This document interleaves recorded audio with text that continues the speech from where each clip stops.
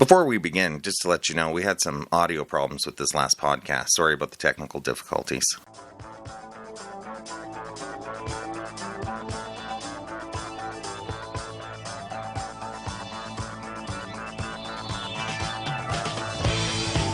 Hello, and welcome to the Why We See Movies podcast. I'm your host, Ron Houghton. Joining me, as always, is Paul. Hello. And Ivan. Hey. And Darren. Hey. Today we're going to be looking back at 2016 with a special year in review show. This is not a best of or a top 10 show. That one will be coming up later when we've all had a chance to catch up with all the holiday releases. Later, we'll do our RANT and RAVE segment where we chat about our latest discoveries. But first, let's start with what's going on in the entertainment world with... You, on the mark!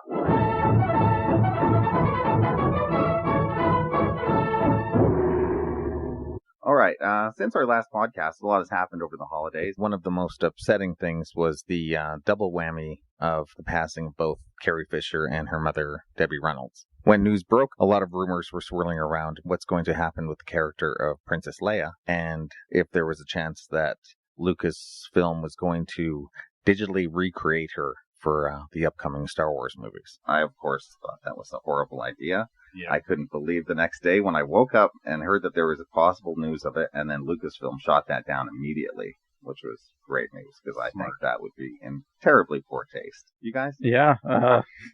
What does this do to the story? I can only imagine, but they're going to have to dance around it somehow. But good for them for not even contemplating the idea, right? Yeah, that's not a good idea.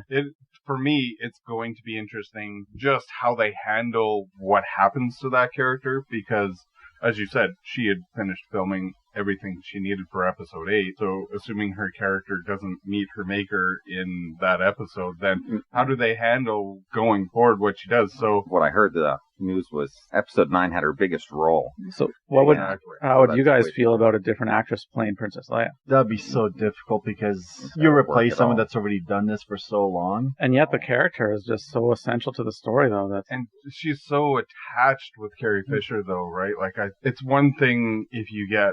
and there has been 2 actors that have played Grand Moff Tarkin. Oh, not in anywhere near a capacity that would be absolutely require any. Yeah, I agree. But I think it's different when, say, a Richard Harris dies during the Harry Potter franchise and he's replaced. Well, he's not immediately identifiable with just that character, whereas Carrie Fisher, sure, she's done other things.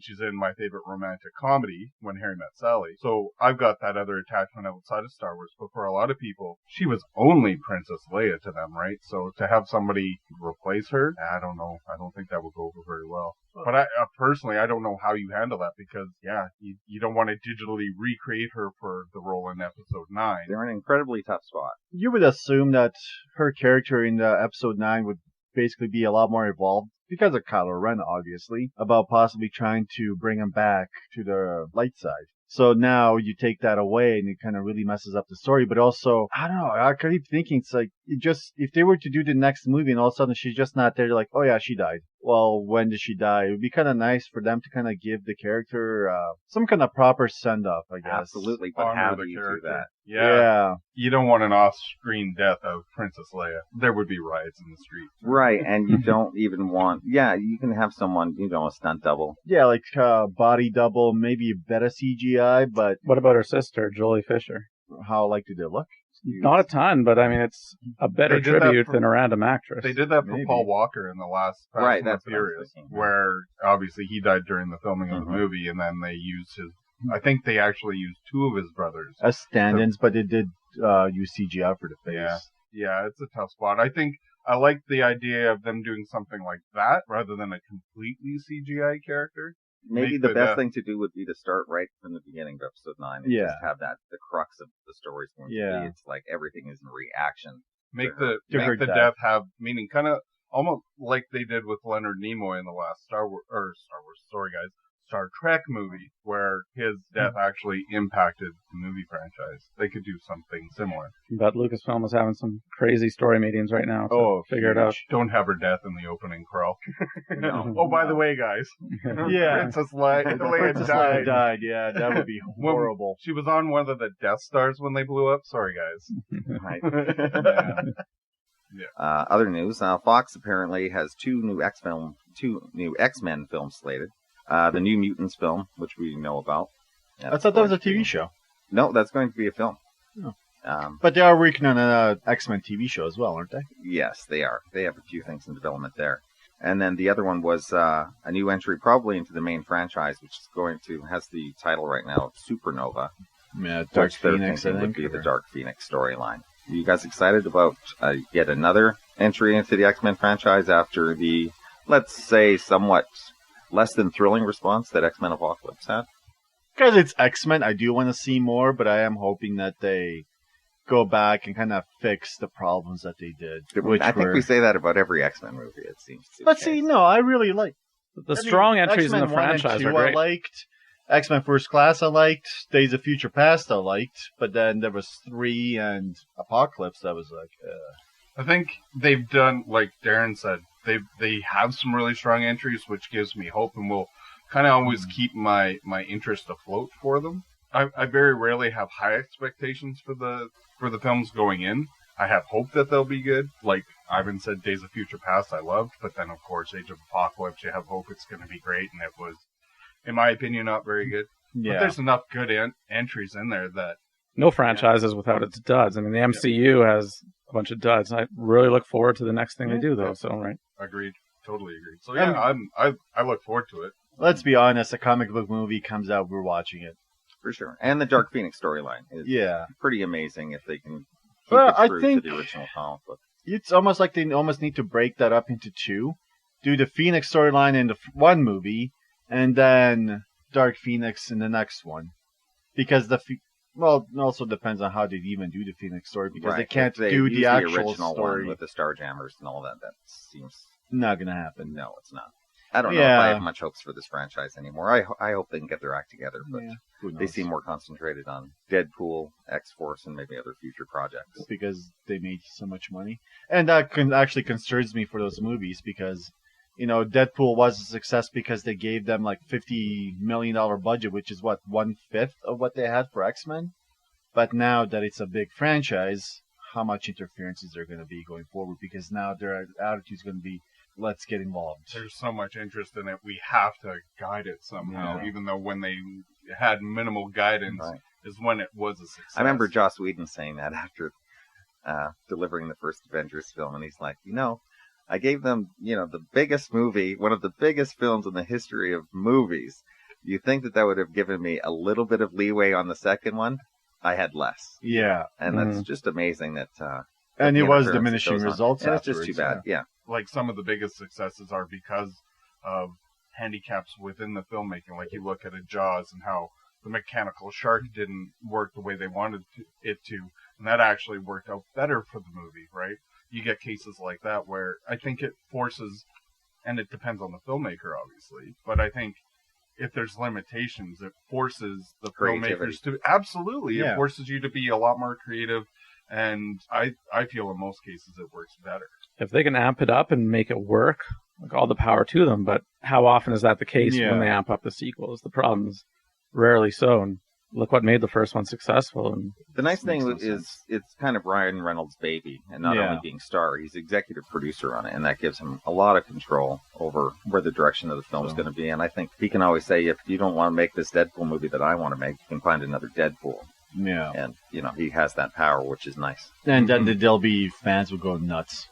Exactly. Yeah. Well, and it's nice to have somebody like him attached to the project that is willing to rein it in and keep it quote-unquote honest, right? Mm-hmm. You don't get something like that where basically, people feeding off of one another and then we can do this. And, kind of reining it in a little bit. For sure. More news from Fox on the TV front. New episodes of 2 beloved shows are in the works. The X-Files and Arrested Development are both looking for... I don't know if it's going to be full seasons. Probably they'll do what they did with the X-Files last year, which I think was 6 or 8 episodes, which was just enough for me. And, of course, I would love a full season of Arrested Development. That's one of my favorite shows, comedy shows of the last 15 years or so. Absolutely. Yeah. So, both are welcome in my opinion. Absolutely. I still haven't watched the last 6 X-Files. I've heard they're a little all over the place. I'll get to them They get better as they go, yeah. Yeah, and I mean, I love the original run on it, so I'll see that eventually. So, I love the characters and love the storytelling and feeling of both. So, yeah, I'm interested in both for sure. I was a little colder on the newest season of Arrested Development compared to the first three, which are masterpieces. But a lot of people didn't like the individual episode standalone. Yeah, I don't know if they can deliver more of a feel to the first three episodes. I mean, I'll watch it either way, but I'd be really excited if they could replicate that feel. I liked season 4 because they also tried to do something new, and the fact that if you actually look at these, they all take place at the same time. I love season 4. So sometimes they set up a joke in one episode, and you don't see the payoff until like 3-4 episodes down. You really have to see the season more than once to really appreciate all the work that they did, and which is never great for comedy, and you're kind of like, it should work the first time, but there is a lot of gold in there the more times you see it. And I really liked the fact that they tried to be different. For sure. I liked it. Yeah, there was nothing desperate about it. Yeah. It was just taking it in a new direction. I understand why they did it. It was with the juggling of the actor schedules and everything. For me, the whole 4th season is worth it just for the Fantastic Four musical. Love everything about it. I need to rewatch this, but it's because it's been a while. But it's one of my favorite shows. I enjoyed David Cross coming home wearing the Thing outfit, saying, "Honey, come home. Daddy needs to get his rocks off." There's a lot of good stuff in there. I enjoyed it. It was like Darren. It was definitely. I agree. It was a departure from what they had done before. I understand why they did it. I think maybe because that last season was a Netflix show, it kind of actually lends itself to the binge watching Netflix audience that. Like you said, on a typical sitcom or comedy, it would be hard to basically set up a joke and then expect people to remember what that setup was and deliver it a week later. Whereas Netflix, where you could almost assume that, within another 20 minutes, people are going to be getting the payoff to that setup because it is Netflix and people are going to be watching episode after episode. You can probably get away with that a little bit more. Yeah, I know I did. Yeah, and in response to that, I should say I think the next season will be more back to the norm. And I think they have all the actors' schedules, coincided, so it's going to be more of an ensemble. But no movie? Because I heard it was supposed to be a movie after. They were talking about that, too. But whatever. I prefer to see it because you get more. Community movie, yeah. It works better as a series, I think, and I don't know if I want to see it as a movie. Yeah, for sure. Okay, that's it for our news. Let's move into our year in review of 2016. Let's start with the hits and misses of the year, the top 5 movies. This is going to be domestic, not global. We can get into that later. There was Rogue One. Star Wars Story is now sitting at the top, number 1. There's a shocker. It didn't take long. Trailed right behind by Finding Dory, Civil War, Zootopia, The Secret Life of Pets, Deadpool, and The Jungle Book. All in all, it was a magical year for the Magic Kingdom. Disney seems to have found a formula that works. Globally, they have the top 5 out of 5 movies of the year. Domestically, they have the top 7 out of 12. Jeez. And these guys are and they're not releasing more than about 15 movies a year. They're the first, studio to reach, $7 billion in a year or something? Right, with the formula of basically these giant franchise tentpole movies, putting a lot of money and marketing into smaller releases, not making as many films, and having every single film being an event picture. And they did have duds. They did have a few duds, but oh my God, would any studio died and have their grosses from last year. Oh yeah, I mean, the big hits were more than enough to make up for the duds. Right, and I'm not saying that this is good news. This is not a trend I would hope all the other studios would want to follow, because this basically means that this would be the end of any sort of middle ground film. This type of filmmaking would put a lot of my favorite filmmakers out of business. Yeah, absolutely. Right, only probably the best filmmakers working today would be able to get their films released, like, the Finchers and the Wes Andersons and Paul Thomas Anderson, guys like that. Yeah. Right. Who have already built up a reputation and trust. Right, the Coen brothers, things like that. But other than that, if every studio is looking for this, we're going to be seeing a lot of blockbuster and franchise. And I think... What do you guys think of this trend? I've got blockbuster fatigue. There was a lot of blockbusters that were released over the last year that I just had little or no interest in, and there's a couple coming out this year that I've got little or no interest in. So, I mean, there's obviously some that I can't wait for, like Star Wars and Marvel, and there's other ones, but I don't want to see the movie industry go to extremes by any means. And then the question is, then does that keep raising the stakes and the standards of what a blockbuster is and what they would... Hollywood economics and budgeting is already tenuous at best, so, then what do they classify a big hit to justify continuing on with a franchise where... How things changed that, in the mid-90s and stuff, the magic number was always 100 million. 100 million is a blockbuster. You've made it with 100 million. Now I think these studios are thinking it's $1 billion. If we don't have $1 billion movie, we've probably done something wrong with one of these tentpoles. Well, not just that. That's a crazy thing to say. And in some of these movies, if they reach $1 billion, they're still considered disappointment because they expected it. What was the movie that they expected to reach like $2 billion or something? Be like made 1.5. Well, he was considered a disappointment, even though he made over $1 billion because I think it actually might have been Age of Ultron because they expected that movie to make so much more money that surpassed the first one. Yeah, any year for my entire life, I don't look forward to every blockbuster. So I guess it's no different in that regard. However, the way they're shoved down your throat these days is a little different, and there's so many from the previous year that I haven't seen in the theaters. Jungle Book comes to mind as one, and now that I've seen it on Blu-ray, it was quite good. But I don't love it, and I don't want every movie to be that. And yeah, the Scorseses and the Coen brothers and the Wes Andersons, they're going to find it tougher to get their films made in this current market, and that's a sad thing for movies. Yeah, the one thing that Disney does have, though, we should mention is the lock on all of these franchises. Yeah. They, with Marvel and Pixar and Star Wars, of course, and the vast Disney library that they're working. Yeah, because they're doing live action Lion King. Yeah, they have no shortage of material in upcoming years. That's for sure. All the other studios, I'm sure, would love to have just one of those franchises to work with. Yeah, they used to re-release their animated movies every 7 to 10 years for a new generation of kids. Yeah. Now they can just remake it in a new format, and it's a different way of printing money for themselves. Yeah, so and then you have all the adults going because they're like, oh my god, I love this movie. Let's be honest, with Beauty and the Beast, our wives are going. Right. We're going with them.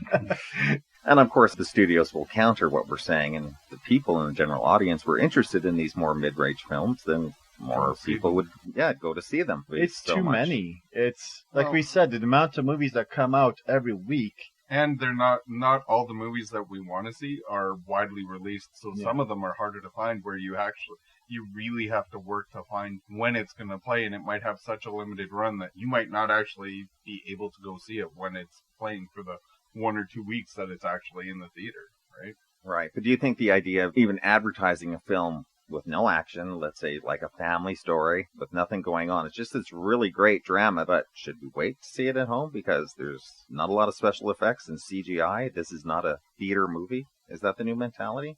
I think to some degree it is, and I think to some degree I may have that too, just in the current economic state, demands on time. You kind of almost budget, okay, if I'm going to see X amount of movies a year, argument's sake, we'll say 10, you're going to pick the ones that are going to, quote-unquote, warrant a visit to the theater, whereas sometimes just being in the theater can enhance things other than just the visual special effects and everything. Like, me going to the theater and seeing The Iron Giant, I appreciated the score and the sound effects so much more because I had only ever saw that movie on TV. So it's definitely a lot more immersive experience, and you can actually focus on it a little bit more. So, I don't know, I think, that tends to be the attitude, and I would lie if I said I didn't suffer from that same thing to some degree. Well, every movie looks better on the big screen and sounds better on the big screen, but the big budgeted blockbusters are just so much more so, and then just so much more diminished on the small screen that it's hard not to justify that, well, sure, I can wait and see the new Coen Brothers movie on TV, whereas when I'm going to the theater, I'll go see the new Marvel movie. But yeah, exactly. Like what do you say? How does that affect the budgeting of future Coen Brothers movies when ticket sales are so right? weak? I would hate to see a point where people are at the theater and they have two choices in front of them. It's a really mediocre blockbuster film that doesn't even have great reviews, or like a really good drama that has got great reviews, and let's go see the blockbuster in case we can always catch up with Tom Hanks later. I think for us it's a no-brainer, but for many people it isn't, and they just glom onto the blockbuster. For me right now, I haven't missed a Scorsese movie in the theater since the last one I didn't see in the theater was Age of Innocence. From Casino on, I've seen them all in the theater. And right now I'm scared I'm going to miss Silence because it might disappear from theaters before I get a chance to see it. But it's 3 hours and I have a kid. And am I going to have the chance to go see it before it disappears from the theaters? For me, my biggest issues has been people, I guess you could say, in theaters. Right, the theater-going experience we could talk about, too. It's gotten worse. Changed. Yeah. Because when I went to watch Civil War, there was this woman there. She brought her kids, and she had zero interest in the movie, but because her kids were like 10, she wasn't going to leave them by herself. So she's just sitting there on her phone the entire time because she just has zero interest in the movie. And that annoyed the crap out of me because I'm trying to watch this movie, and all of a sudden there's this light constantly there you just can't not look at because it's there. And I've told you guys how when I went to watch a movie, I actually ended up yelling at people in the theater because they were discussing, what was it, The Dark Knight Rises? That was like the worst theater going experience we've ever had. Two guys to our right were having a full-on conversation. They were not even talking about the movie. They were just having a conversation. Like it was in their basement. Yeah. The woman to my left, movie just started. It was 2 minutes in, no dialogue, and she's already asking what is going on. And the guy in front of us was on his phone, and stoned teenagers behind us that were giggling. So every bad theater experience, I think it depends on what type of movie you're going to see as far as audience investment, because I would say when my wife and I went to see Arrival, that audience was engrossed and they were in that movie. People were focused, people were invested in that movie, whereas I guess you get the blockbusters like Transformers where it's very much visual based, but maybe not as much story-wise. You're there to watch robots fight. You don't care necessarily about certain characters. Then I guess maybe you get some of that peripheral activity where people aren't focused on the movie because they're just waiting for the next time that Optimus Prime fights Megatron. Yeah, I've had fewer bad experiences than good audience experiences, but the bad ones do tend to stand out and make you want to rethink seeing movies in theater. However, there's no better way to see a movie, so I'm not going to stop. For sure, and maybe it's what you're saying, Paul. It's like maybe it's a reflection of the film. The more ridiculous the film, or the less serious people are going to take it in the theater, right? Yep. As opposed to, let's hope you wouldn't have a Transformers audience in a movie like Schindler's List. Right. Yeah. And it's not just the younger generation either, because when I saw the last Bond movie on a Wednesday afternoon, there was some old guy on his phone for a third of the movie. Leave that for the teenagers. Yeah. You should know better. Yeah. Exactly. So, yeah, it's kind of a crapshoot, the theater-going experience, but ignorance isn't limited to any one age group, really. No. Don't want to deal with morons. Like, if I'm paying money to see a movie, I want to see a movie versus listening to people discuss the movie as it's happening. I think part of the disappointment and frustration, too, is the fact, and we've discussed it before, too, just the economic situation where now, okay, people might be struggling to make ends meet a little bit, and then they choose to go see a movie, and it's not cheap. Like, you go see something in AVX, you're dropping $17, $18. It's already a crapshoot, so to speak, whether the movie's going to be good or not. But then you've got outside influences of the audience, so now you spent your $18 to go see this movie, and now you've got outside forces kind of ruining that experience for you, which can kind of, if you can only afford to see so many movies, I don't know, it would really diminish your interest in going to see any more if you're constantly dealing. I guess it's kind of devolved from the original discussion, but for me, the opening weekend, smooshed in the theater experience is over for me. I don't get any joy at that. Me and Darren have had this conversation a few times where we always reference Siskel and Ebert and how they always used to say, there's nothing better than being in a theater packed with 500 people all enjoying a rapturous cinematic experience. No, I don't want to be in a theater with 500 people. I can be in a theater with one person and have just as good a time. Enjoy it just the same. Absolutely. I don't need 500 extra people telling me that I'm having a good time. If it was 500 of my friends who are all well-behaved, hey, that would be awesome. But no, I'm always excited when I turn the corner from the hallway and you're thinking, oh man, the theater's going to be packed, and you see that there's just a smattering of people. Good. Yeah. Yes. Yeah. Shall we look into some of the bombs of the year? Sure. The biggest ones, according to the Hollywood Reporter, list would be number one was Ben-Hur. Not surprising. Yeah, a movie that nobody I know had any interest in or wanted to see. Yeah, it was or has seen. Yeah. And then the BFG, which was quite disappointing to me to see a Steven Spielberg film, especially one that I really enjoyed. I thought it was quite well done, and definitely shouldn't deserve to be one of the bombs of the year. Now, is it considered a bomb just strictly because of the budget and how much it made? This is all just, in I pure just losses. wasn't sure if it was just expectation, like you said. It didn't do well critically either, which I don't really understand. It's I thought kids would really love this movie. In the theater, the little girl, she couldn't have been more than 6 or 7 in front of me, a few rows, had her elbows up on the seat in front of her and her hands on her cheek watching this movie. Rapturous. She loved it. And it's like, oh, great. That's, I just love to see kids enjoying a movie like that. And that's clearly what his audience was. Right. Unfortunately, she was the only child in the theater. But, there were more kids in the screening I was at. And just like her, they were enraptured. And Spielberg knows how to deliver. He made this for kids. And the kids were eating it up. Unfortunately, just not enough parents took their kids to see it. Because the kids would have loved it if their parents took them. And what movies came out around this? Maybe it was just a packed schedule and it came out right probably between Finding Dory and The Secret Life of Pets, 2 of the bigger films of the year for kids, anyways. I saw Finding Dory. I thought the BFG was far superior than that, in my opinion. You guys haven't seen that? No, I haven't seen Finding Dory. I mean, I love Finding Nemo, so I had that automatic interest. I haven't seen it. I want to see the BFG. Actually, a lot of the bigger animated movies that you listed off the top of the show, I think the only one out of those that I saw and I actually really, really enjoyed was Zootopia. It was actually a surprise to me because I expected kind of middling, but a lot of love for that movie. I think that came number 1 for the year-end review on Rotten Tomatoes. Oh, really? I think so. I still haven't seen it yet either, but I'm very much looking forward to it.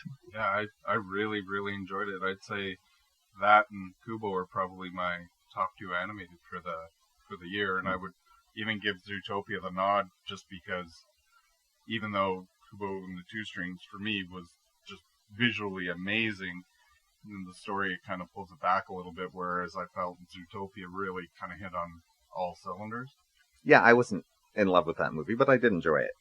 Some of the other bombs were Gods of Egypt, no surprise there. No. Huntsman, Winter War, another sequel that has no right to be a sequel. A Snow White sequel without Snow White. Yeah, it's just because the first one made more money, so it was just automatic. It was successful enough, even if it wasn't a big hit, so we better give the audiences another one. Other ones were Allied, Finest Hours, TMNT 2, second Turtles movie, Ghostbusters, Alice Through the Looking Glass, and Divergent. I haven't seen any of those, but this one is officially killed series. They look like garbage. Absolutely. Yeah, garbage. Out of that list, I'd say there's only 1 or 2 that even hold my interest as far as seeing. Like Allied, I thought looked interesting. I'll give every Zemeckis film a watch. For sure. But the weak reviews on that kind of made me think I can wait till it's on Blu-ray. Yeah, Alice Through the Looking Glass wasn't surprised because the first one was all right, but didn't need a sequel. But he made so much money. They were almost forced to make a sequel out of it. Well, and you gotta wonder how much Johnny Depp's other personal drama affected that, right? Because he was kind of came out around the same time. We'll find that out this summer with the Pirates movie. Yeah, that's true. That'll be the litmus test for if Johnny Depp still has a career as a blockbuster movie star. Yeah, he got named for the second year in a row as the most overpaid actor. Just because his movies are not giving the return what they're paying him. Yeah, most of these I probably won't end up seeing. I do have a certain interest in the Ghostbusters movie. I'll watch it. The reviews once again, it'll be on Netflix. Exactly. The reviews were well enough that I'll give it a watch, but it's a movie that didn't need to be made. And you know what? Everybody always brought up the whole that it's a female cast. But honestly, from what I've heard about this movie, if it was an all-male cast and it was the exact same script, it wouldn't have made any damn difference. I don't care if it's an all-female cast. I just want a good movie. Yeah, I just want to be entertained. I don't care one way or another whether it's all male, all female. Make a good movie. People will go see it. I think a very small minority of misogynistic posts and comments really got blown out of proportion on this and used as kind of the scapegoat. And I think a lot of those guys were just possibly being... I mean, there was probably some morons that really did believe what they were saying, but there was a lot of trolls. It's always nice to have that when your movie fails, to have something to blame it on. Yeah. Well, what did you think about Star Trek underperforming. Same with Jason Bourne, because their box office returns were. I mean, they made money, but they were. Yeah, Jason far Bourne was below. actually. It was critically panned, but Jason Bourne made a lot of money because it wasn't an expensive film to make. Yeah. The Bourne movies are about 60 to 80 million, Oh, as that's not opposed to bad. the Star And they made Trek like 200 film. and some. Yeah, the Star Trek film was about 150 budget, and yeah, it was the least grossing of the new series. But there's another Star Trek film in development. So Which Yeah. is good because that, and we've discussed this before on the podcast, that we all really enjoyed the last installment quite a bit. I think for me personally, I think what hurt the movie was the marketing campaign. I know that you disagree, but for me, when I saw that very first trailer, my excitement level went from here to like just bottomed right. It was an awful trailer. Yeah. And I know I'm in the minority where I thought, man, it looks fun, but I know that I am like the 2% that thought it looked like okay. I mean, I was going to see that movie regardless, so it didn't yeah, really that's matter. where I was in the boat. I was going to see it no matter what. I knew that they wanted a different take to separate it from the J.J. Abrams film, so I knew they were kind of going in a different way. It wasn't a different way. It was the fact that very first trailer was all action, and That's you what had I mean. Kirk flying around on on a motorcycle on an alien planet, and then it was Justin Beastie Lin, Boys. the director of Fast and Furious, and I was just like, oh Yeah, my it looks God, like are we're they- seeing the trailer to a new Triple X or Fast and Furious movie. Yeah, and I was like, but this is Star Trek. Like, why are they having motorcycles on alien planets? Like, what? Because they're kick-ass. And it worked in the movie. It worked in context. It did, but that's the thing. Like, once I saw the movie, it wasn't it's like, marketed well. I really liked it. But, I mean, even Simon Pegg came out after that trailer came out and he was like, what the hell? Like, he was disappointed and he was trying to get the fans to be like, guys, this is not what the movie is. Just trust us. There's an actual story to it. You know that they were marketing it wrong. And that, to me, felt like they were trying to bring that audience over to Star Trek. But for me, it's like... I'm sure that's what it was. Yeah, that's a Yeah. good point. Like, Let's bring the Fast and Furious audience over Yeah. to Star Trek. And Like, I would... Lots of high-octane action and fun, guys. Just this time it's in space. yeah. Like, I wasn't going to watch this movie until you told me that it was actually good. Like, that's how much my excitement for this movie bottomed out after seeing that trailer. It's so weird that a trailer would lie to us and mislead us as to what the film was actually about. Yeah, weird, eh? Hollywood, you failed us. I know I'm in the minority of people who thought the Bohemian Rhapsody Suicide Squad trailer looked like shit. I was shocked to learn that majority of people were pumped for this movie based on that trailer. What? This movie looks awful. And yet, there you have it. Wayne's So World was super villain. Yeah, marketing works different on different people too. Yeah, So I like that trailer because they're kind of showing that it was going to be more actual serious tone, that they were going to be villains, and then the movie was, let's just not bring it up. Okay, shall we move on to some of the notable deaths of 2016? It's an incredibly sad year. I don't even want to start naming them. I'll get too sad. But I think what troubled most people was this wasn't a year where it was old stars passing that we loved from yesteryear. Most of the people that died were in their mid-50s, mid-60s, still having very productive careers. Incredibly sad year for that.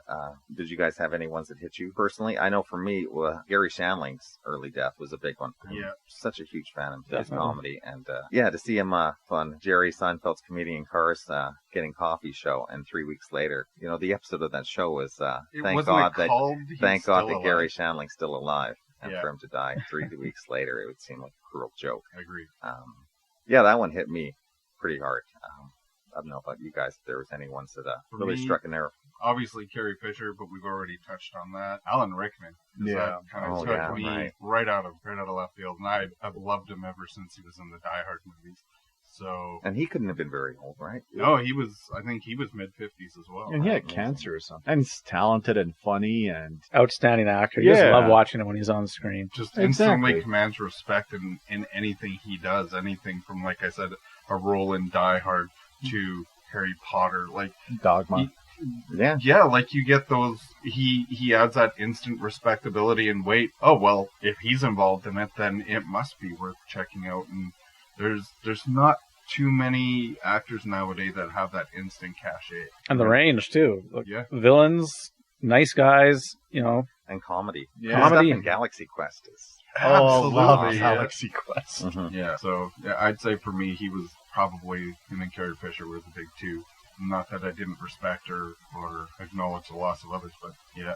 And I'd say David Bowie hit me. Not that I'm a huge fan, but just knowing the talent and just to lose a creative force like that, where you hear all the stories about what he did and kind of all the risks he took, throughout his career, and obviously they're not all going to pay off, but that driving creative force that's willing to just try anything, it's just a shame to lose something. And he released an album the week before he died. Yeah. Right. And you kind of think, like, who's going to fill that void? Like, you get these pioneers where they're willing to kind of push the envelope, and to the point where you look back now and some of the stuff that was risque back, say, in the 70s or early 80s, and you're like, whatever, that's nothing now. But you almost forget that at that time that was huge, and that was nobody like wearing a dress and stuff. Yeah, exactly. For sure. And Ziggy. You just kind of wonder, and even Prince, you get these creative forces that who's picking up the reins, who's now the one that's going to kind of step up, pick up that mantle. And off the top of my head, I can't think of anybody. And yeah,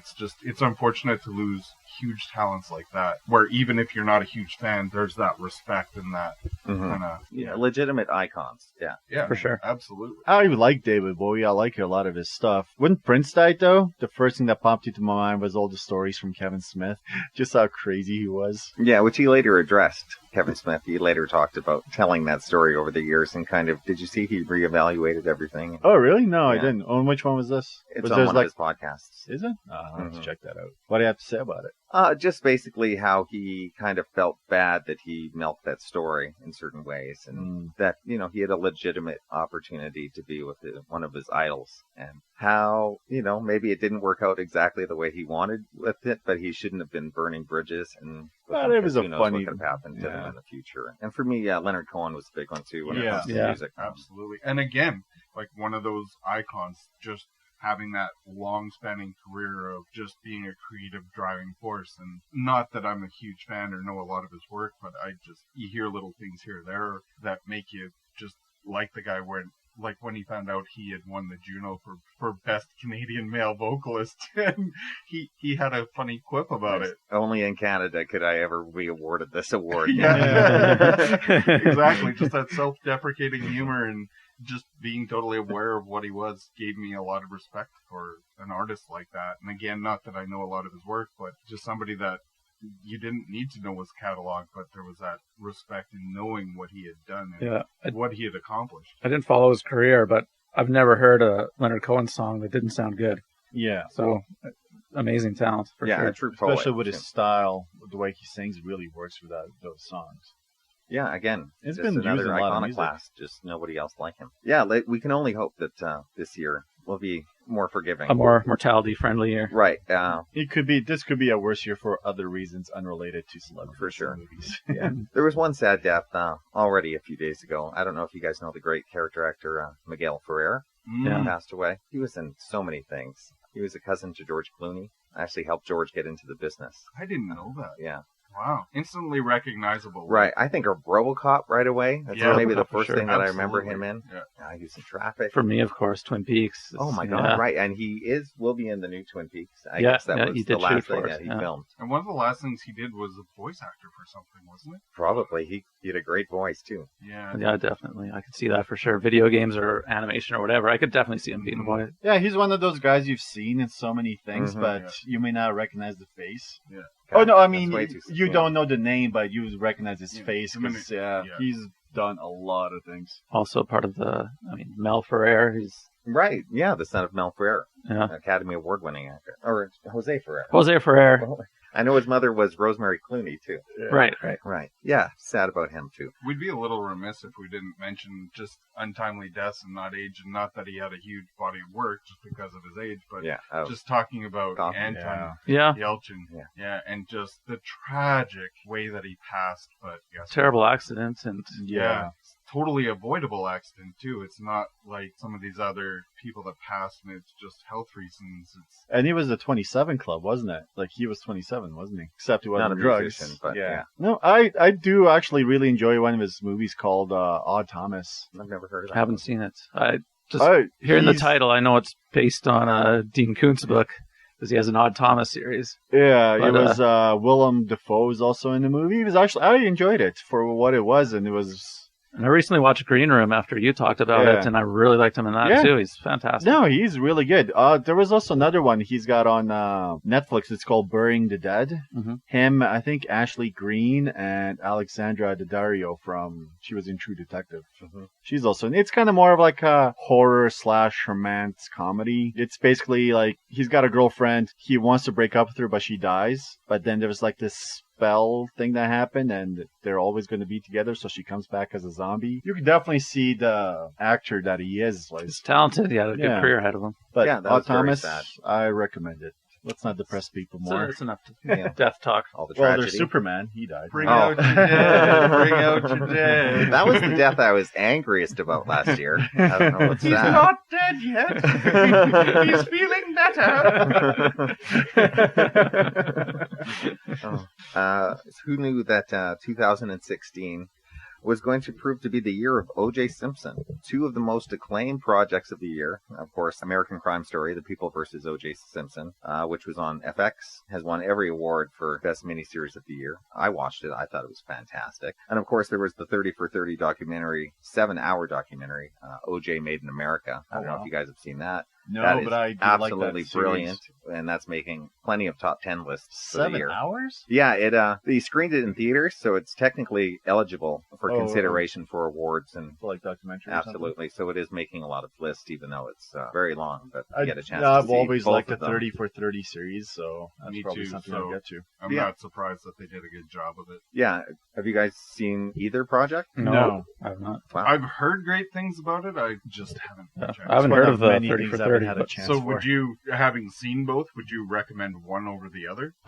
They're both so different. The documentary is really tracing O.J. Simpson as a person, from the sports star and from his childhood, and his relationship with America as being one of the first prominent black celebrities. And being so loved. So Yeah. huge and so a adored. guy thought to be too nice and too well liked to be the Terminator. Yeah, he was up for that role for at least. And they turned him Thought down about because it. they thought that he was too nice of a guy. America's not going to buy you in that role. So right, and the documentary eventually goes into the crime and everything, and of course, but it gets into the LA riots and Rodney King and all the racial things that were going on in America at the time, and how OJ was a reflection of that. People versus OJ Simpson does too, but of course, it's primarily about the case, the lawyers involved, and I don't know. And it's You not probably know that Sarah Paulson as Marcia Clark has been winning every award that you could possibly imagine for it. And believe me, it's worth the hype. Her performance is I heard fantastic. that people saying good things about John Travolta as well. His performance is fascinating. Yeah? Some people think it's really awful. Some people think it's great. I think the first time I saw it, I thought it was bad, and then the second time I thought it was good. He is doing something different, and it's intentional what he's doing. Yeah. The guy who plays Darden, Christopher Darden, Sterling K. Brown, the actor, he's amazing in it. All the acting in it is fantastic. It's almost hard to pick it out, but really, you guys should. I know, again, it's a 10-part series. It's a bit of time commitment, but believe me, it's one of these two projects are maybe the two best things I saw last year. Two of the better things I saw on TV all year. Yeah, did you hear what their next topic is going to be? Monica Lewinsky. Yeah. I have far less interest in seeing that. But how is that a crime? All the guy did was get a blowjob. It was a crime for the American people who had to put up that bullshit for how many years, and the that's Star true. Report and all that. I'm sure this current president's going to do something much worse. Okay, you want to segue into that? Which is exactly where I was going.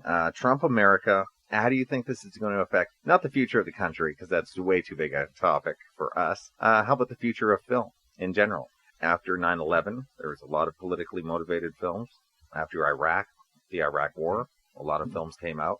When something happens in the political world, it usually manifests itself in the arts, as Meryl Streep wants us, I was going to say, you can really kind of gauge the temperature, shall we say, of a culture. And sometimes when times are really tough, it's when you get a lot more of the fantastical movies kind of doing well, in that people are looking for escapism because they don't want to deal with what their daily life is, and they want to live in another world, right? So, but I can totally see something, a lot more politically driven movies being made too. One of Oliver Stone's great films was W. I hope he tackles the Trump story somehow, someday. And Alec Baldwin gets to play him. That would be brilliant. That'd be absolutely brilliant. Isn't Donald Trump trying to sue him over his portrayal?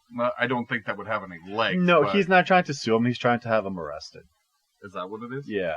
He's for trying defamation of character? I don't know how you can arrest someone for portraying, especially when you're a political figure.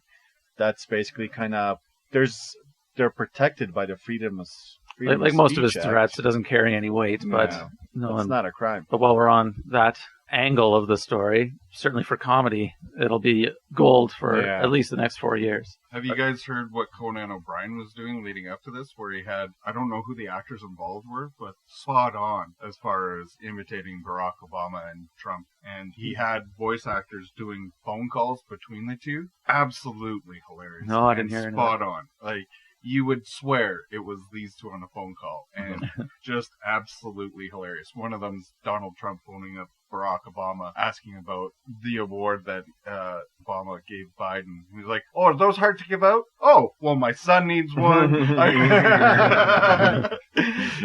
the voice actor for the Barack Medal Obama, of Freedom Award. Yeah, exactly. And he's like, "Well, my son deserves one," and he's just going through and just hilarious. And that feeds into your point where I think comedy, as much as Donald Trump himself will be writing the jokes inadvertently, they'll have a field day with. And he takes such childish offense to the jokes against him that he just adds fuel to the fire, which is... And that's what they're going to want. They want that reaction. As long as the reactions, stay to Twitter and not anything of a more aggressive nature. In a week or so, Alec Baldwin dies a mysterious death. So 2 gunshot wounds, so the back isn't mysterious. But I think that we can... an elevator shot. And the HUAC committee is back in action. Right, yeah. I think we can count on all the late night shows doing their duty. But do you think films are going to retreat from that? Are they going to take a stand and put money into a movie that's politically a hot potato? And it's so split, too, because he's got his supporters that would absolutely not go. I don't think they're going to do something now, but give it some time. Because it was also the same thing with George Bush. There was that huge divide. But as his presidency went on, because in the beginning, I remember when Dixie Chicks came out and said, they're embarrassed to be from Texas.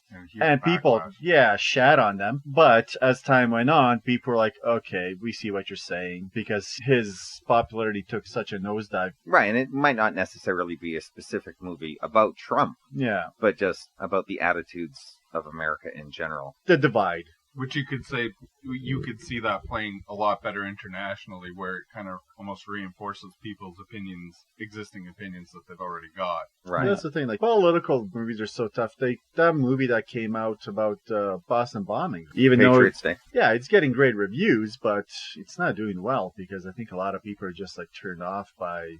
Kind of like when they made movies about 9/11, a lot of people were just completely turned off by it. Yeah, besides Michael Moore's Fahrenheit 9/11, I don't think any of those films were very successful. Neither were most of the Iraq war movies, which is maybe why studios might be wary of doing that. Because I think for a lot of people, they're dealing with all that crap on a daily basis that they don't want to pay money to go to a theater to watch the crap that they can just turn on the TV and see like on the Paul news. said, stick to more escapist entertainment instead and leave the politics at home. Money and talent in Hollywood who are against them that will see something for sure. Like I just think of a movie like you mentioned, the movies made around 9/11, and then you get a movie like that 25th Hour movie. Right. That good example. Was dealing with it. Yeah, very much a peripheral. It wasn't a firefighter going into a burning building. It was dealing with the fallout. Yes. Let's hope we only have to worry about this for the next 4 years. Or less. But he's already got it. But before he was even inaugurated, he already threw out his slogan for his re-election. Keep America Great. Keep America Great, yeah. Uh-huh. So. How clever, Don. How clever. A lot of effort went into it, yeah. Yeah, I think he enjoys campaigning and the slogans and all this much more than actually he enjoys running the government. Yeah, I think he's going to be a huge wake-up call when business actually starts. Yeah, he wanted the title, and now he has it. So I think he just found out the other day he has to work weekends. Well, do you hear what he said? He doesn't consider his official first day until Monday. Yeah, that's what I mean. Yeah. Right. It's going to be very interesting. Okay, let's wrap up the year in review with that. Oh, no, happy sad, sentiment. depressing note. Yeah. All right. Let's move on to the rant and rave segment. Who would like to go first? I can go first. Sure. What do you got, Paul? Actually, this touches on something Darren said that he watched. My first bit, I got around to watching Jungle Book over the holidays. I'll say I was pleasantly surprised, more because I had moderate expectations, and I thought it's a really enjoyable film. I thought the visuals were really well done. Thought the voice acting was really good, and who they had chosen for the characters really seemed to work with the characters they were cast for. Did you ever think you'd hear Christopher Walken sing, "I want to be like you"? I really didn't, but man, was that entertaining. That was wonderful. And that's one thing that I really enjoyed too, is the fact that it wasn't quite the musical that the original cartoon was. There was hints to the original songs, but they really let, for the most part, those original songs just the right amount of reference to the original songs. And then if you wanted to hear the full songs and whatnot, then they were playing in the credits. So that's where you could kind of fulfill that need or want. So I thought the child actor was really good. He really carried it very well. You guys both thought that? That was my problem with the movie, right? I thought he was wonderful. I thought the kid was weak. Really? I liked him a lot. I thought it almost seemed like he was acting in a blue screen with nothing to work with. Considering that's what he was doing, I was amazed at how good he was. And I know that's all he had, but it didn't work for me. I don't know. I guess because I didn't expect much from him. He was as good as I needed him to be. He was better than, say, a Jake Lloyd as Anakin, where it was very wooden and a few hard steps delivery. Up from that. Right. Like, on the level of the kids that were in Stranger Things, no, he's not. But I thought he was good. I was invested in him. And considering he had to carry the whole movie, I really liked his performance. So, I thought all in all it was a pleasant surprise. One that actually I wouldn't have minded checking out in the theaters.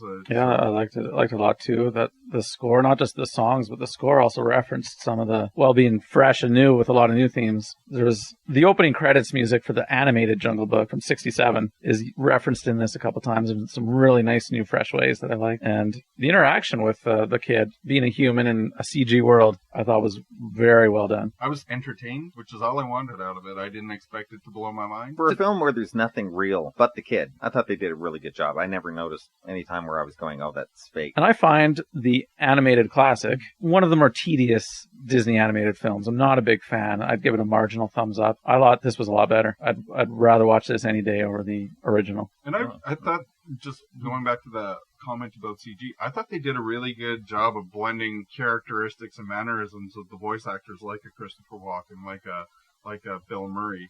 They did enough to capture their personality within the animals as well. I thought that was a really good nod. I mean, they typically try to do that, but I thought it worked really effectively. I definitely recommend checking it out. So now that you guys brought this movie up, what do you guys think about the other Jungle Book movie? The circus one? Yeah. I don't know anything about it. Well, it's pretty much the same story. Like, they're just...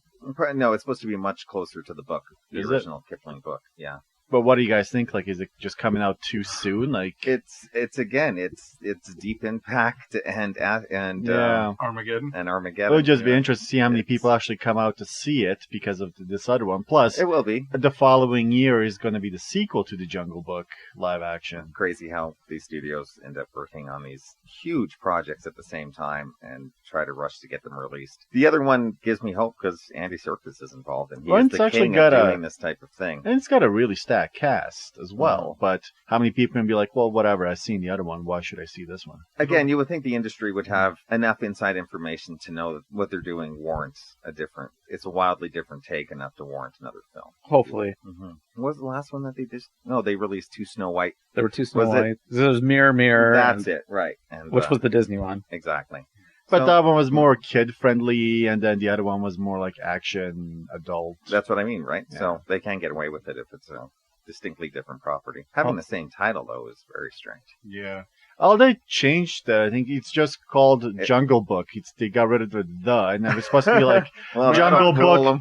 And it was supposed to be like Jungle Book Origins. Right. And you think they'd almost, if they're sticking closer to the book, you think they'd call it like Rudyard's Kipling's The Jungle Book, right? You'd think so. So then, at least then there's an obvious differentiation right there. I think in the marketing campaign, campaign, then they'll have 90% of the audience going, "Who's Rudyard Kipling?"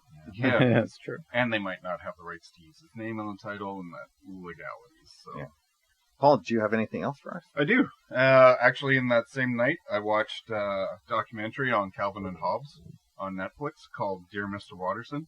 really good introspection into the creation of the comic, the longevity of the comic. There's no interviews with Mr. Waterson, unfortunately, because he's such a private person and he's stuck to that to this day. But really interesting. It's a fan's love letter to the comic strip, and he goes across America talking to not only other fans of the comic book strip, but finds comic book strip museums, which I had no idea they were a thing. And so they've got archival stuff where you can kind of see the inception of where it came from and his inspirations creating it and where certain things were based on. If you're a fan of Calvin and Hobbes, definitely check it out. Like I said, it plays as kind of a love letter to it. Goes into both the positive and negatives as far as how there is no official merchandising of it and how it creates people that have counterfeit t-shirts or decals on their vehicles or stuffed animals. Tattoos, and kind of that renegade marketing, or not marketing, but renegade merchandising for it, and how he could have really benefited from that. And like this one girl that they're interviewing, I think she's about 18, and she's saying how when she grew up, all she ever wanted was a Hobbes stuffed tiger, and how that just wasn't there. That might be one of the reasons why this comic book strip has been so lasting, is that sure, it's very witty and creative, but that's also all you have for this medium is the comic book strip. You don't have the TV show. You don't have the movie. You don't have all these other things to kind of take away from it. All you have is this comic book strip, which I thought was a really interesting take on it. So, yeah. There's goods and bads with that merchandising, as you say. I know you got that sculpture that you really like, and that's the kind of thing that a fan would enjoy. Oh, yeah. And then you mentioned the car decals, which... Or just Calvin and Penguin. It's such an offense to what the character represents. It's just not at all the character. It's so stupid. Yeah. It just makes you despise anyone who has that on their vehicle. Yep. And so, yeah, it's an interesting take that I never really thought about it until you mentioned it, that Bill Watterson never had any marketing for it, merchandising for it. Yep. So, and he could have made huge money off it. Oh, yeah. But he didn't need to, and he wanted to let the art speak for itself, basically. And I mean, to this day, I still love it. Yes, so do I. Good for him for keeping to that. Absolutely. And they actually talk to other notable comic book creators who had success, like the guy that was behind Doonesbury, and saying, like, he's the antithesis to that, where he's like, yeah, look, I've got this Bill the Cat stuffed animal and everything. He's like, oh yeah, I sold out the minute I could, right? So, yeah, interesting to see different sides of it, but yeah, definitely a really, really interesting look into the whole thing. And like I said, if you enjoyed the comic book strip, check it out for sure. But he didn't partake in the documentary at all? Nope. He's kind of a Salinger type? Yeah. It's like Gary Larson, the Far Side creator. He's so private and doesn't do interviews. Well, and to go to the marketing, back to the marketing thing, they talk about how over-marketed Peanuts has been. And first thing that comes to mind. Or Garfield. Like, I don't want Snoopy selling me life insurance. Right. So, like, what would they have Calvin and Hobbes schlepping, basically, right? So, it's like Dexter said, it's very much kind of, there's the good part of marketing, but there's also the very dark side of marketing too, right? Where, suddenly you're created, this entity you've created is being poured out for things that you maybe never wanted to, and obviously they would have control as to what they sell or what that character's marketing, but like he could also limit that. Like he could sign a contract that says you can only make Calvin and Hobbes like the stuffed toys, like stuffed tiger, stuffed Calvin, and that was it. You can't do like 20 different variations of it where he just changes clothes. You can't put them in ads. You can't do this. No, you can control it and just kind of limit what it is. Slippery slope, though. Yeah, and I would say as a fan, did I want some of that stuff? For sure. I've got, as Darren mentioned, I've got 2 Calvin and Hobbes statuettes that I bought at comic conventions, and I love them. But I really admire Bill Watterson for sticking to his guns and saying, this is not what I ever wanted it to be, and I'm not going to allow it to become that. Sure, few people will do that, and it's amazing that kind of anti-commercialism is extinct today. Yeah. Like I said, definitely worth checking out. It's called Dear Mr. Watterson on Netflix. So. Sounds good. Cool. Ivan, what do you got?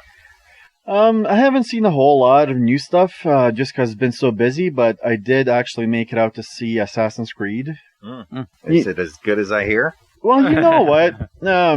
I did play the video games. I like the video games. The thing is, for me, it helped knowing some of the background stuff.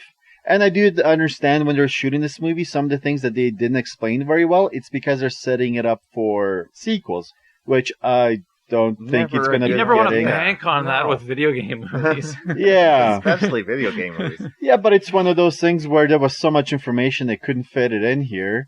I did want to see more of the past stuff because I think everybody that plays these games loves that stuff so much more than the present day stuff. Explain the plot a little bit because I don't have any clue. So basically what happens is there's this company that kidnaps Michael Fassbender's character because of his ancestor. So they put him in this machine where he can actually relive his ancestor's life. Let's not get into the technical stuff. They need his DNA to unlock his ancestors' memories, Yes. basically? And what it is, like, there's this thing called an Apple of Eden, and they're saying that it's inside of it is like the seed of mankind's first sin, and if you find a way to control this thing, you can control people. So these guys are called Templars, and they want to use this thing to basically control people. And then you have the Assassins, who are basically like, no, we don't want to be controlled, and they're basically like, their job is to keep this thing hidden. But there's like this whole other convoluted thing from the video games, which we don't need to get into, with like these ancient beings. But, you know, going back in time, you get to see like these amazing battles, and in the video games, they explored some like historical events, and they had historical figures thrown into this, which was pretty awesome. And seeing these set pieces were pretty amazing. And they have this thing called the bleed effect, that when you do this, their skills through this bleed effect transfer to you. So slowly through the movie, Michael Fassbender's character in the present starts learning the skills of the ancestor, who was a master assassin. And that's basically the story. They're using him in this machine to find this thing. And could have been better because there was parts of this story where they just really did not explain things, and some character motivations were really not all that great. But as far as a video game movie goes, I mean, it was one of the much better efforts in my opinion. You recommend it? If you're a fan of the series, I would say, you know, for you guys, maybe if it shows up on like Netflix, give it a watch. You might enjoy it. You never know. I know our tastes here have been pretty different, but So this bleed effect, just processing in my mind, that transfers to him in the real world, so whatever skills his ancestor had in his digital virtual reality, he can now do in the real world? So he knows how to fight, use all these weapons. So he's basically becoming his ancestor. Like with the memories as well. It's one of the things from the video games that they transferred. The machine that put Michael Fassbender was actually pretty awesome because it's kind of holding him up in the air, so it's kind of, he's reliving the past. So as his ancestors doing all these things, like he's kind of running around as well. The graphics they're showing, and I mean the cast was amazing. I mean, aside from Michael Fassbender, you had Marion Cotillard, you had Jeremy Irons. Unfortunately, there's just so much there that you can't really fit it into a movie. You need a series to be able to explain everything going on, and this movie, I don't think he made enough money. Has it been doing well? From what I've seen, I doubt it, unless it's still waiting to be opened up overseas and it starts banking huge. Mm-hmm. I don't think we're looking at another Warcraft. No. Which is, and that's the danger of what you were saying, where they don't explain certain things because that'll be explained in future movies. Well, what if there are no future movies? That really hurts it. Or they're expecting just the built-in audience of gamers to know everything already. Yeah. Right, and then that limits people like the three of us that have never played the games. I would go into this movie needing things explained, and if certain things weren't explained, I would find it very frustrating. Yeah. Like I said, as far as video game movies goes, it's one of the better efforts out there. Unfortunately, I did like it much better than what these reviews have said. I thought they did a good job. No, that's it for me. Okay, Darren? All right, I got a rant and a rave for this episode. I will start with the rant. It's more fun to finish with something you enjoy. Mm-hmm. A few years ago, I read an article. I'm going to say it was the New York Times, but don't quote me on that. It was a really glowing review for a new movie from Jean-Luc Godard, who I had assumed was dead. Is one of the great directors of... He is not dead. No. He is actually working consistently. Yeah, and I had no idea all the years, his career had been going on like that. Absolutely. I associate him so strongly with the French New Wave of the 50s and 60s that I just thought he was no longer with us. Yeah, his films have not had any of the critical acclaim that they did since about the mid-70s. So, Goodbye to Language is the name of the movie. Have you seen it? No, I've avoided it because of the 3D aspect. Yeah, and that's what intrigued me. I mean, this great French director from the past has made a new film. The New York Times, or whoever it was, is raving about it. It was shot in a multiple different media of digital cameras were used, including GoPros and several other cameras. Originally screened in 3D for those theaters willing to screen a film from in a foreign language in 3D. Finally caught up with it on Netflix a week or so ago, and what a disappointment from. Do you wish he was dead? I won't go that far, but I love French films. French films of the 50s and 60s are such a great era of filmmaking. The French New Wave. The French New Wave is, I mean, Truffaut and Louis Malle and Godard. Truffaut, we could keep going on that. You and I could do a whole podcast on that, but I've actually seen fewer Godard than a lot of the other filmmakers, so I don't have a huge background with them, but there's a kernel in this movie. There's something he's trying to say. So I won't call it a total failure, because at least he had an idea.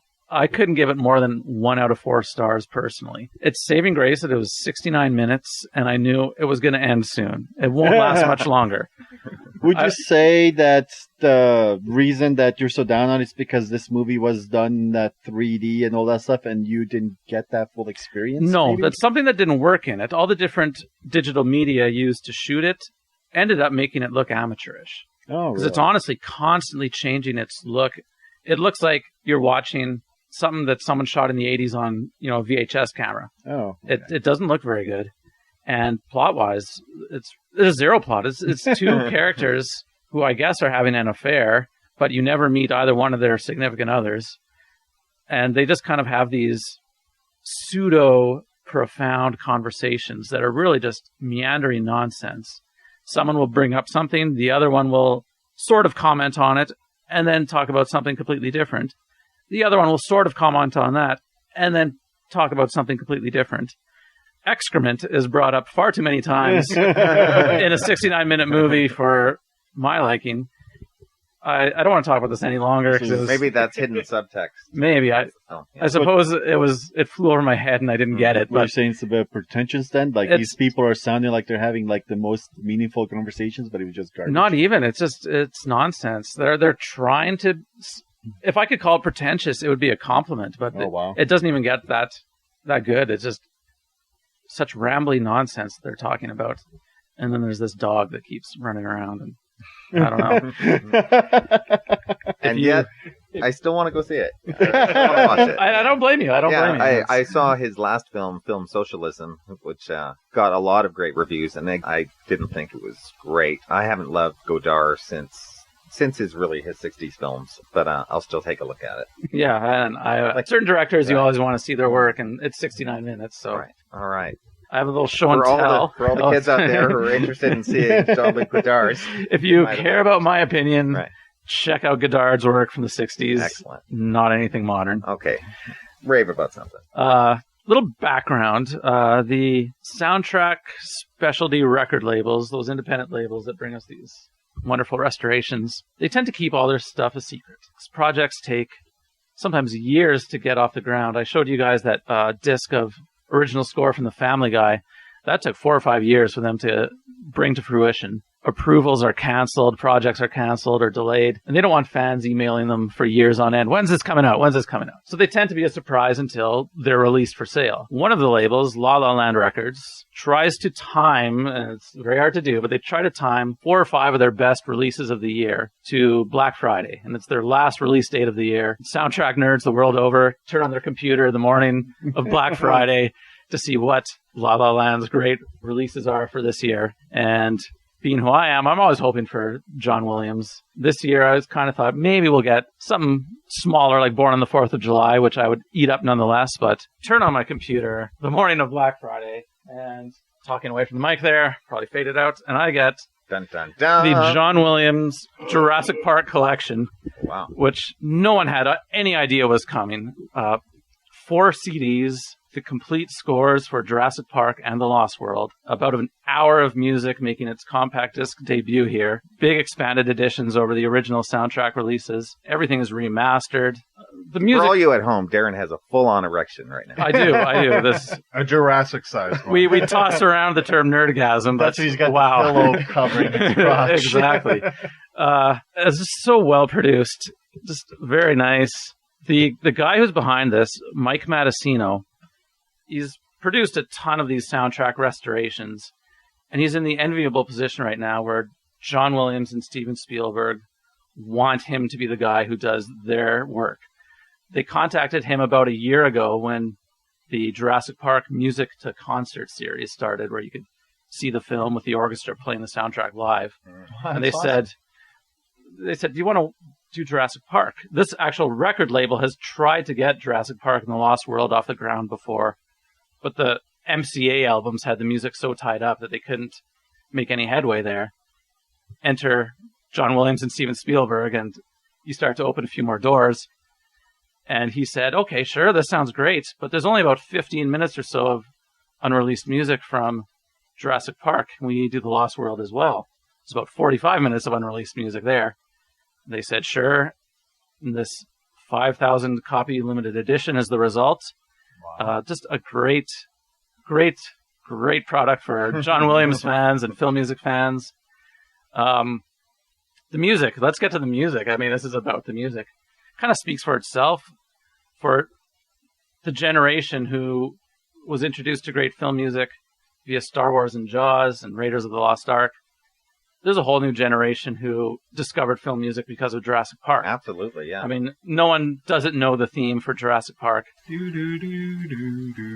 Exactly. It's a wonderful classic score. 4 years later, The Lost World came out, and they kind of took a whole new approach to it. The original theme is only referenced a few times, and John Williams wrote a new theme for The Lost World, kind of a more island adventure kind of theme. It's more driving and exciting and adventurous, as opposed to being about the awe and the wonder of the DNA creation of dinosaurs.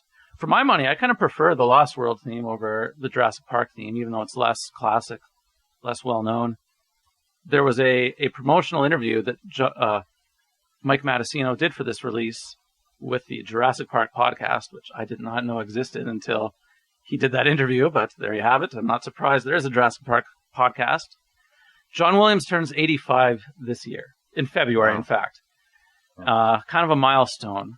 He has said, John Williams fans, save your money for this year. So there's good things a-brewing, and this is kind of, even though it came out at the end of last year, the first of many good things, hopefully, to come.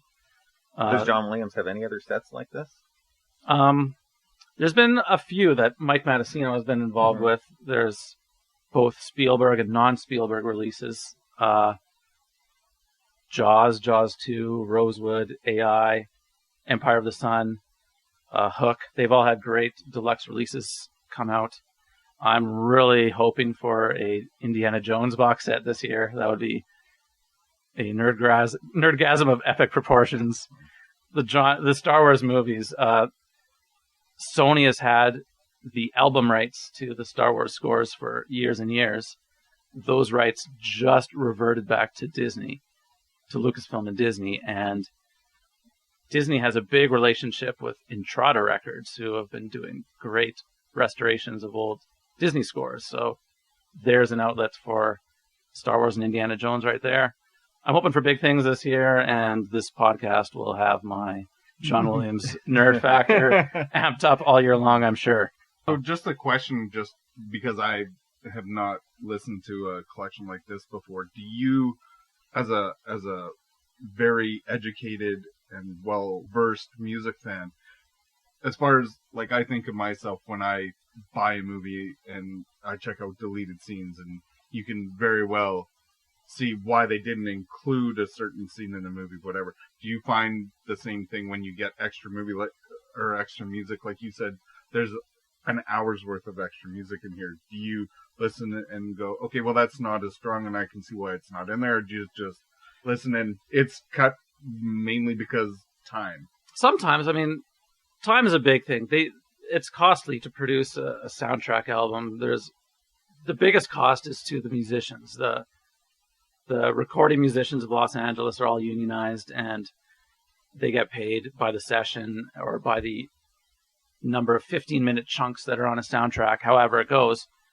John Williams soundtracks sell very well, so they tend to have a lot of music on them. John Williams also, he's very old school in that he arranges his album kind of still in the mentality of the LP era. You know, you have that side one, and maybe you finish side one with a bang, and then you start side two with a bang, and then play it out. And he's very musical in that sense. He never creates a soundtrack album that's a recreation of the soundtrack in the movie. He always kind of edits his themes, edits the cues from the movie into different listening experiences for the album market. And a lot of that results in sometimes some of your favorite stuff from the film not being presented. Other times you listen to it and you say, well, you can't argue with the musical choices he's made. I might wish the music from this scene was on the album, or the music from that scene was on the album. Sometimes it doesn't work. His soundtrack for Close Encounters was kind of a mess, the original LP. We have had an expanded edition of that came out in the 90s that was fantastic. But he's really gotten on board with, he knows there's that nerd fan market out there that likes to see the complete chronological score come out on CD. And so he has his management team work closely with Mike Matessino to kind of look at this and say, you know, yeah, you're marketing it to a specific group of people, and I'd like to give them what they want, seeing as how they like my music. It's not something the general public would necessarily want to buy, but for the nerd, yeah, who wants to devour this, there it is. And it's a great release. $60 US, not bad for what you're getting. And everyone from Amblin to Kathleen Kennedy to Steven Spielberg had to put their stamp of approval on this before it could get released. So it's a work of love from a lot of different people, and the fans appreciate it. Anyways, I recommend it to John Williams and film score fans and Jurassic Park fans. And you can purchase that where? There's several outlets. La La Land Records, directly at their website, is the fastest way to get it, but there's other soundtrack retailers you can buy it from. I'll put up a link on the Facebook page for us for sure. Okay, as for me, two quick things. Did you guys see the new documentary on HBO called Bright Lights about Carrie Fisher and Debbie Reynolds? I recorded it last night, actually. I've heard about it, but it was in production a few years ago, of course, and was supposed to be scheduled for release, I think, in May. Of course, due to their untimely deaths, they finished it up and put it out early. It's terrific to watch these two. I don't know if you know the relationship. Yeah, you can really see that they were more like sisters. They lived right next door to each other. Carrie would walk to her mother's house every day to see her. They were incredibly close. And in case you don't know, Debbie Reynolds was also one of Hollywood's most esteemed curators of memorabilia. She had one of the largest collections of Hollywood memorabilia and paraphernalia in the world. She has like Marilyn Monroe dresses, Elizabeth Taylor's dress from Cleopatra. She has the ruby red slippers from Wizard of Oz. She had one of the greatest collections of all time. You really should see the documentary if you don't know anything about their personal lives. You know, did you know that Elizabeth Taylor was once Carrie Fisher's mother-in-law? Yeah. Like things like that. Yeah. You know, she came from a wildly famous family. Debbie Reynolds and her father, Eddie Fisher, who had sold more records than Frank Sinatra at the time, were incredibly powerful people. Like they were, she says, Brad Pitt and Angelina, yeah, whatever. They were in the stratosphere. And so to grow up in that environment, of course, it tackles Carrie Fisher's drug problems throughout the years and all the relationship through that. You guys heard of the film Postcards from the Edge? Yep. Meryl Streep and Shirley MacLaine, based on Carrie Fisher's novel. It was directed by Mike Nichols. Carrie wrote the screenplay for it. It's an amazing screenplay. It's hilarious. It's largely autobiographical. Look at their relationship. It's a terrific film. Be a great double bill to this documentary. Good to know. I've heard of it, haven't seen it. Yeah, I recommend it. It's very sad to watch it and to see that her talking about the Star Wars movies and all these things involved, and it's just not going to happen anymore. It's just very sad. And for her mother to pass away the next day. This documentary shows how close their relationship is, and you can almost tell how that they live for each other for the most part in the last, at least she lived for her daughter, let's say that, in the last few decades. And yeah, it's really funny and entertaining and sad. I recommend it. I can't wait to watch it. Another gift I got over the holidays, which was awesome, something I did not expect. This would be Roger Ebert's Great Movies Volume 4, continuing his fantastic collection of series of essays. This book contains 63 new entries, posthumous entries, including from films. Let's just look at a few. The book has reviews from movies like 25th Hour, AI, Badlands, Barry Lyndon, The Big Lebowski, Pink Floyd The Wall, The Man Who Shot Liberty Valance, Eternal Sunshine of the Spotless Mind, Contact, Shoah, Spirited Away, Mulholland Drive. It's got tons of great reviews. It has an introduction from his widow, Chaz. 4 years ago now that he died. Yeah, it seems a long time ago already. God, I wish he was around today to be commenting on the world. Yeah. His great book series is fantastic. Not one of his review books, but more essays on his favorite films throughout the years. It's like when he reevaluates a film as opposed to his original written review. Right. Not necessarily the movies that he thinks are the greatest films of all time, but his favorites anyways. And just to see any writing from him years after his death was just awesome to see. I didn't even know that this book was available. Yeah.